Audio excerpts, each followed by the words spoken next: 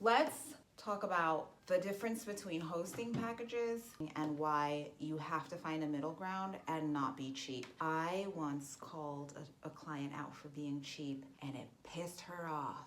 And I blocked her. Well, I mean, I'd already built her website and then she did nothing with it. And then a year later, she wanted me to do some changes and some touch-ups, and I gave her the price for my time. And she was like, well, I don't think it should be that much because the site is already there, but like, you didn't do anything with the site in a year, and that's really not my problem. So if you don't feel the same way you felt about it a year later, that's also not my problem. I built one website and now you're asking for a new design, so you pay for my time, and that's how it goes. So then when you try to go like, oh, could you no, respect my time, respect my skill, or get someone else. And that's what I said. And I was like, listen, if you just want a cheap design, go find someone else. And then I blocked her because it was clear she wasn't hiring me again. And it was also clear she wasn't serious, because why would you let your website just go away for 1 year? Like do nothing with it. Anyway, so then she followed me onto Instagram and she was like, listen, if you're going to call me cheap, blah, blah, blah. I blocked her there too. Like, listen, if you want something cheap, you're going to get something cheap. And that comes back to the hosting. So if you buy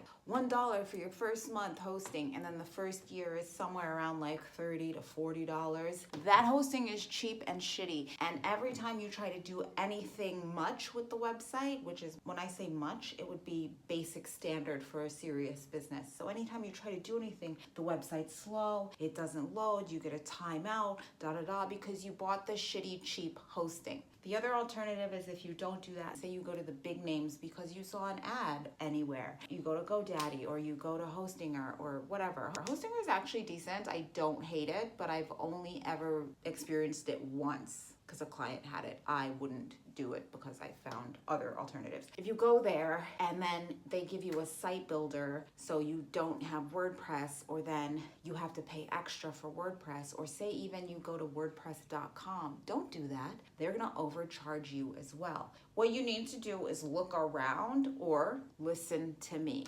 Find any hosting that genuinely decent hosting should be around $100 for the year.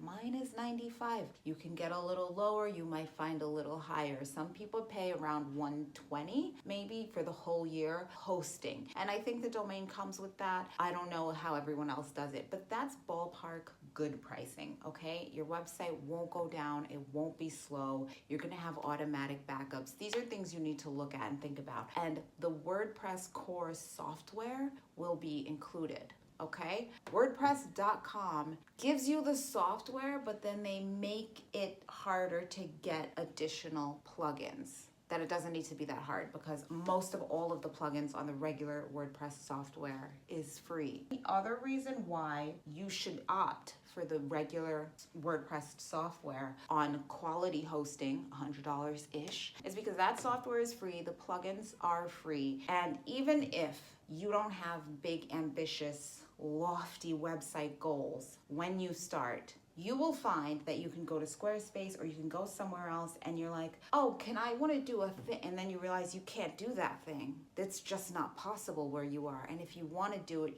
they're going to charge you $20 more to do it, and that's silly. You can get a basic WordPress software and you could do just about anything for free with the software, with the plugins, with other plugins. That's why look around, compare hosting packages. You should get emails included, 5, 10, unlimited with some of them. Emails included, security certificate included, and the ability to install content management software. It could be WordPress, it could be Joomla, it could be Drupal, it could be anything else. I only use WordPress, it's one of the most popular, but have at it. The capability should exist, and you should have a decent amount of bandwidth. And you need to look at, like, is it a shared hosting? What kind of shared hosting? How much bandwidth and how much storage will you have for the year? You need to look at that, because a lot of you are paying $20 a year for shitty hosting and you can't do anything with it because they got you because you wanted something cheap. Who's that on?